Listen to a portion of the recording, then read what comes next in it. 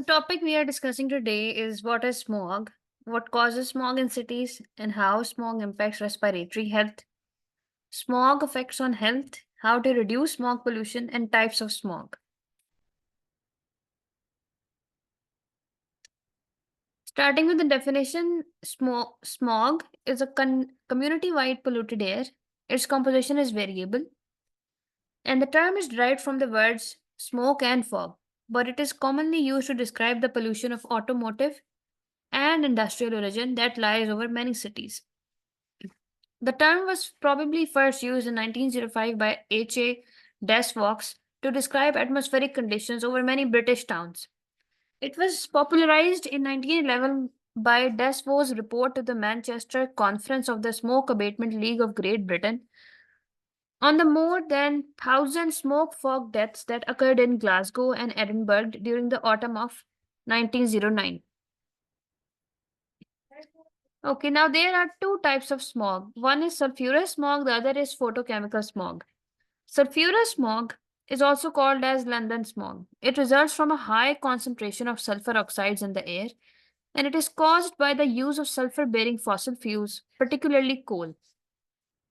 This type of smog is aggravated by dampness and a high concentration of suspended particulate matter in the air. Smog like air pollution trapped higher in the atmosphere can persist as atmospheric brown clouds, which can cause climatic and health effects. Now, the photochemical smog is also known as Los Angeles smog, which occurs most prominently in urban areas that have large numbers of automobiles. It requires neither smoke nor fog.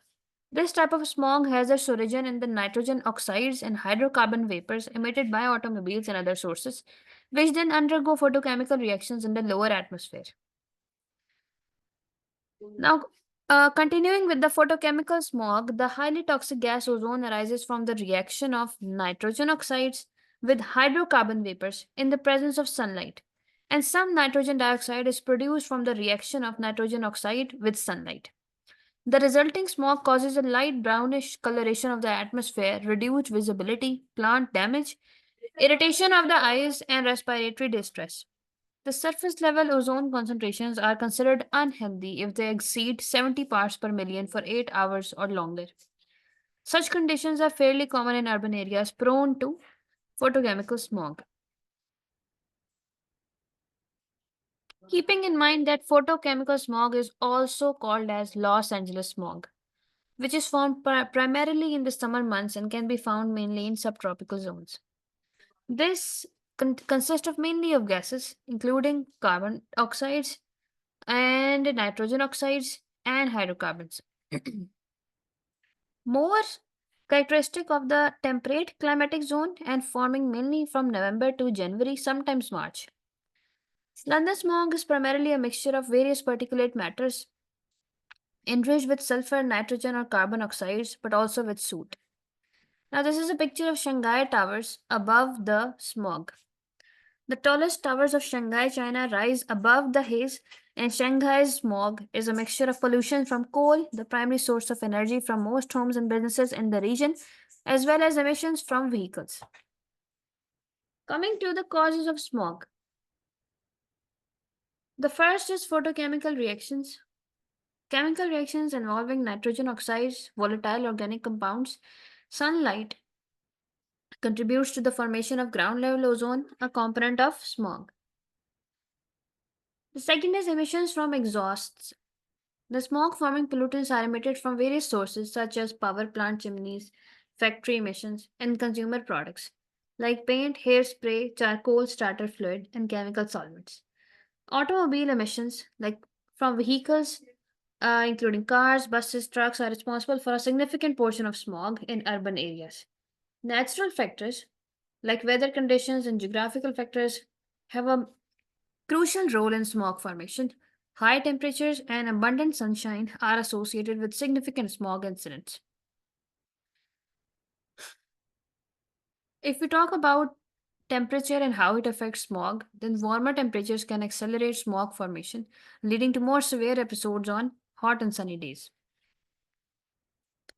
Then comes temperature inversion. During temperature inversion, where warm air remains close to the ground and the wind is calm, Smog can become trapped over a city for prolonged periods of time. Burning of coal. The combustion of coal can release substantial amounts of smoke, contributing to the production of winter smog. Stubble burning, the practice of burning crop residues, particularly in the states of Punjab and Haryana, has been a significant contributor to air pollution and smog in Delhi. Now, what effects smog has on humans? It can cause respiratory issues. Some major respiratory diseases harboring by smog are asthma, coughing, bronchiolitis, breathing difficulties, eye disease, burning irritation in eyes, heart disease, risk of severe heart disease increases, risk of premature deaths. Various studies have found that exposure to smog for a long time is responsible for premature death from respiratory diseases and cancer.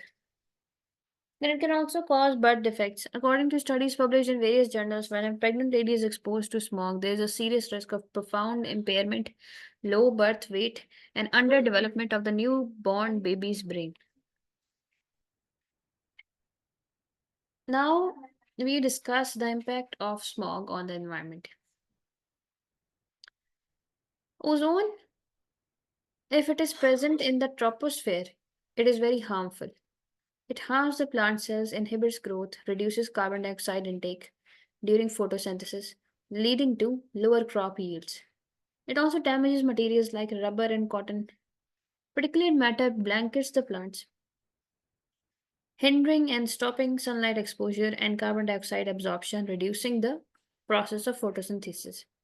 PM's composition affects plants and soil. Smog causes haze, reduces visibility,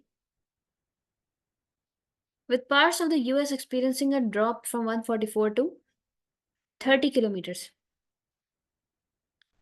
Smog reduces visibility and prevents sunlight from reaching the ground effectively. This impacts the plant's ability to photosynthesize properly. Air pollutants and smog, like particulate matter and gases, can damage the foliage and crops over time.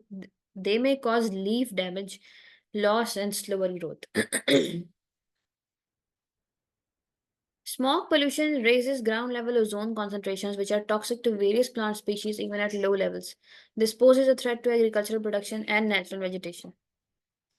The acidic component of smog rain can raise the acidity of soil and water bodies over years, making the environment unsuitable for many organisms. Animal life faces issues from inhaling smog pollutants. It can damage lungs and cardiovascular system of birds, insects, and other wildlife. Smog also impacts buildings and infrastructure by accelerating their deterioration through acid damage. It speeds up the erosion of marble, limestone, and other materials. When deposited in water bodies, smog pollutants can harm aquatic life and disrupt entire ecosystems. It impacts plankton, increases water acidity.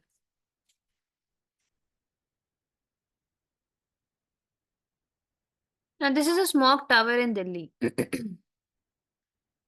In August 2021, the first smog tower was installed in India. Smog towers are basically towers to combat air pollution. It was developed by Tata Projects Limited. The project cost was about 20 crores. And the working of smog tower. Smog tower has multiple layers of air filters and uses the downdraft air cleaning system to clean the air. This was one of the solutions that this country used in order to purify their air. Now, other solutions include using renewable sources of energy, reducing the number of vehicles. For this to happen, there should be an efficient public transport system with last mile connectivity. Um, there should be an increase in energy efficiency, which can definitely occur if we use renewable resources. Using smoke towers, this has been successfully used in China and is also being used in India. An experimental tower over 100 meters, 328 feet high in northern China, dubbed the world's biggest air purifier by its operators. You can see the picture on the left side of this slide. This is a smog tower, also known as the world's biggest air purifier in northern China. Now, adaptations to smog. What can we do to reduce the impact of smog. Drive less, walk, use a bike, carpool, and use public transportation whenever possible. Take care of our cars, uh, getting regular tune-ups, changing their oil when scheduled, and inflating tires to the proper level can improve gas mileage and reduce emissions. Fuel up during the cooler hours of the day, night or morning. Because when we fuel up during the night or early morning, this prevents gas fumes from heating up and producing ozone. Avoid products that release high levels of VOCs, for example, using low VOC paints. Avoiding gas powered yard equipment like lawn mowers, and we can use electrical appliances which run on solar power. That was all for today, and see you in the next video with a more interesting topic.